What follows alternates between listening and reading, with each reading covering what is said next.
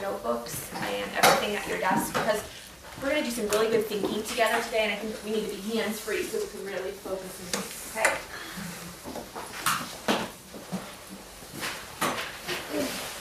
This one actually worked really well. Let's see.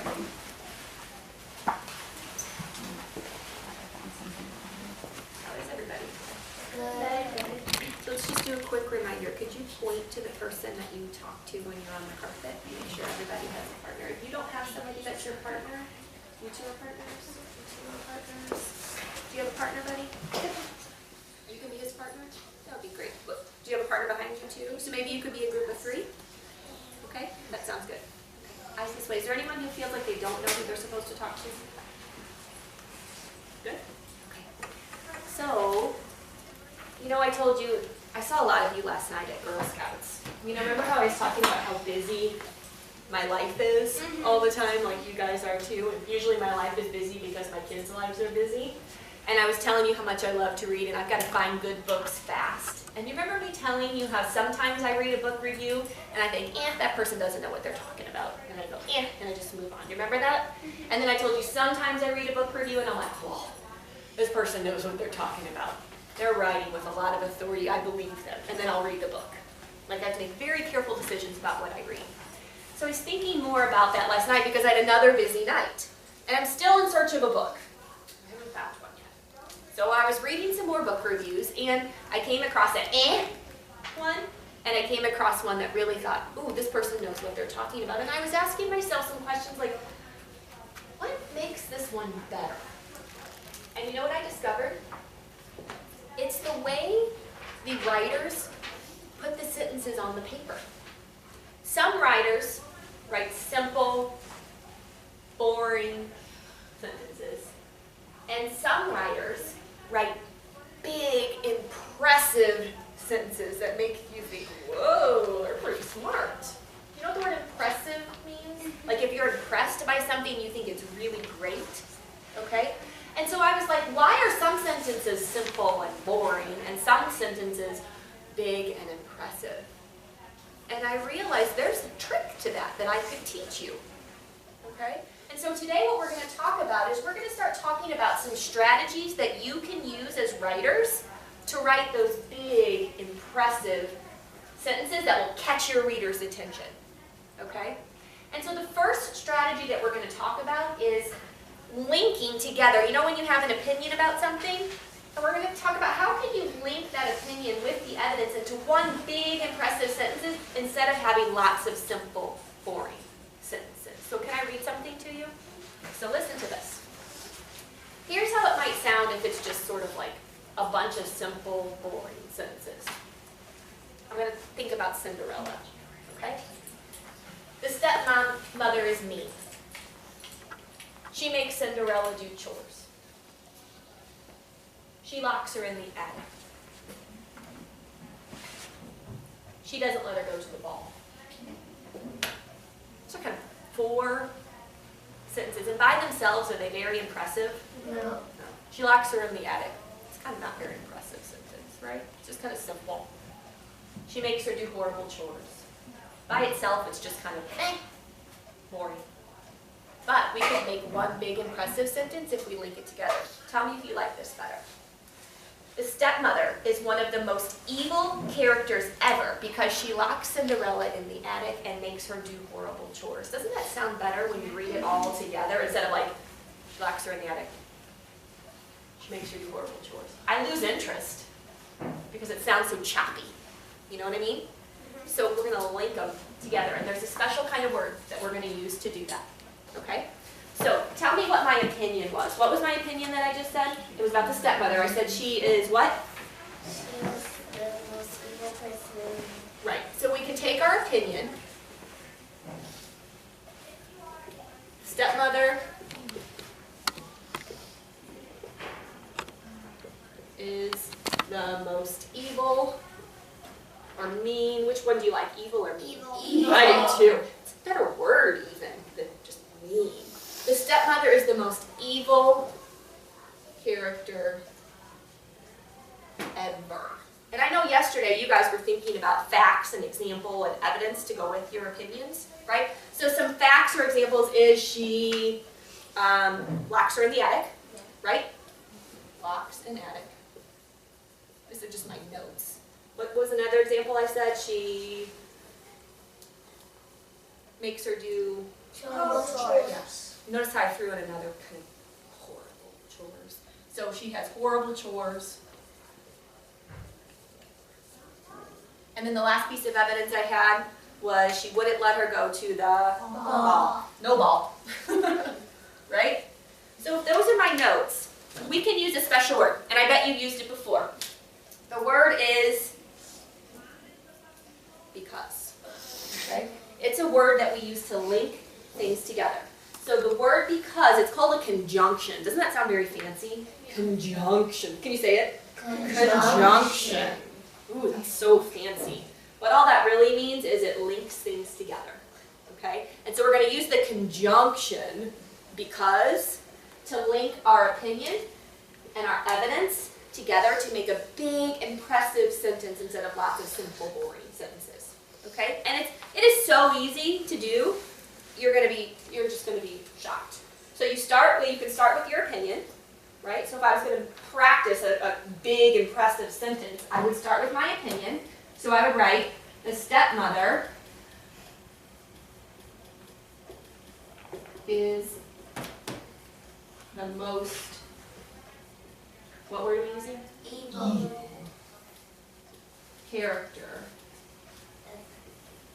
ever. And now I'm going to link it with that conjunction. So I'm just going to write because, yeah, the stepmother is the most evil character ever because, and I have to make a decision. I have to decide if I just want to use one reason, two, or three.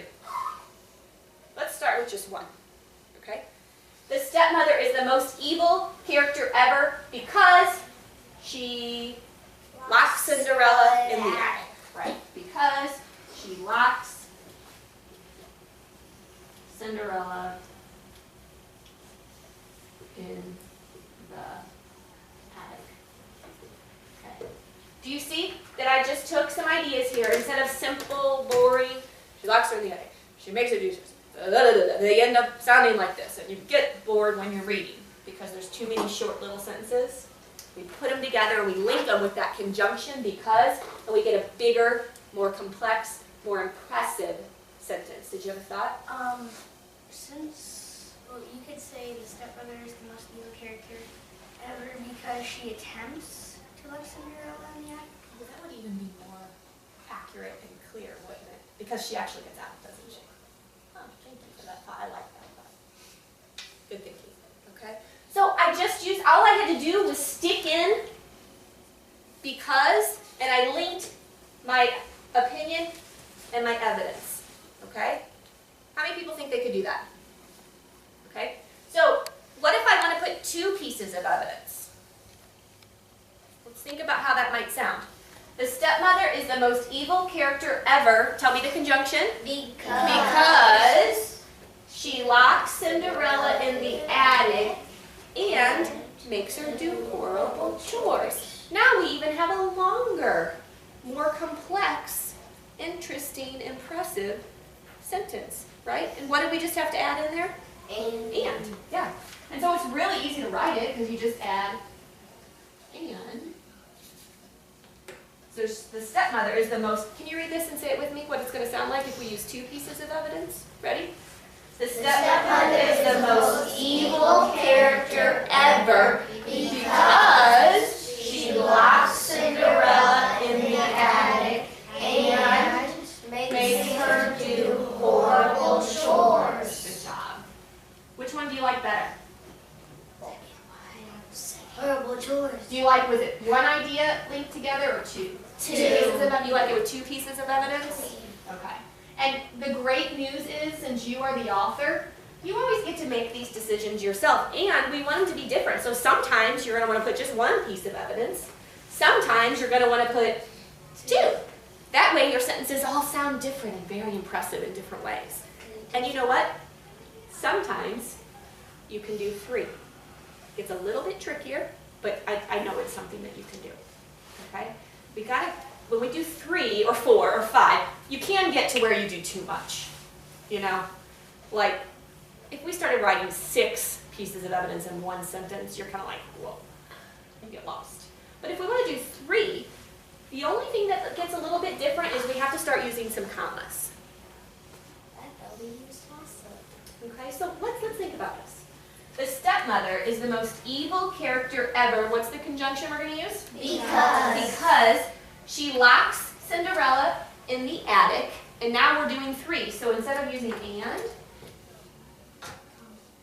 comma, makes her do horrible chores, comma, and we just moved the and a little bit later. It's like before the last thing. And She let her go to the ball because she didn't have hands closed. whoa, doesn't let her go to the ball. I'm just going to keep it a little bit shorter. Is that okay? And doesn't let her go to the ball. Now I've got 3 ideas linked together. Okay? So here's what I want for you to do. I want you to look closely at this sentence. And when we used one piece of evidence, what's the only thing we had to add in? Commas. Well, we just used one piece of evidence. The first one I wrote, Commas. I linked the opinion to Because. just because. So easy, right? And all of a sudden we're writing like impressive sentences just by putting in the word because. When I was writing with 2 pieces of evidence linked up to here, I used my word And. because, and then I added and in between the evidence, right? And then, when we got super fancy and added 3 pieces of evidence, what did we have to, we had to do some tricky things. Like, but not too hard. Because, comma, and. Oh my goodness. Because, Comma. a comma. Now let's look closely. So we have because, and then we have our first piece of evidence. Then we have a comma, and we have our second piece of evidence, and then we have a comma, and an and then our third piece of evidence. But listen to this sentence now. Listen to how impressive it sounds. The stepmother is the most evil character ever because she locks Cinderella in the attic, and show me what we have to do. Comma. She makes her do horrible chores, comma, and what do I have to put in? And doesn't let her go to the ball. Period. Period. You got it. Okay? So when you're thinking today's kind of like a little bit of a practice day, you know, because we're not ready to write your whole thing yet.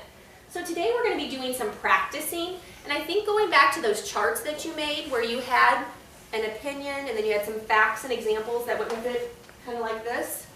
Do you know what I'm talking about, the chart that I'm talking about? Yes. I don't have a copy of it right with me, but it had boxes on it. You know the one I'm talking about? So, thank you. So here, you kind of have an opinion like, this is Magnus? Yep. So, you said it is here, like, creative, right? Is that what that says? Am I right? Yep. And then you have some examples. Right? So you might think about, are there some very impressive sentences that I could practice? Maybe with 1 piece of evidence, practice it with 2, practice it with 3, and see which one you like. Okay, and just in your notebook, you're going to practice some of these big, impressive sentences from using this. Does that make sense? Yep. Okay, so the first thing that we're going to think about then today is one way, and then we're going to learn lots of ways, but one way that you can write big, impressive sentences that sound like you know what you're talking about is to use the conjunction words. Oh, and you know what I forgot to tell you this. Because, or you could use the word since. They kind of mean the same thing. So you could have said, the stepmother is the most evil character ever since she locks Cinderella. You see that it kind of says the same thing? Yeah. So you can use because or since to link your opinion and your evidence. That's one strategy for impressive sentences. Okay, and so what I'd like for you to do is I'd like for you to think about that. I'd like you to go back to your notebook, go back to your chart, and let's try to write a couple of these big, impressive sentences, thinking about our conjunctions, thinking about where our commas go, and see if you can get one that sounds really impressive. And we're going to spend about 10 minutes doing that, and I'm actually going to have you come back with your notebooks ready to share one. Does that make sense? Okay, so can we go try? Okay, let's go give it a try.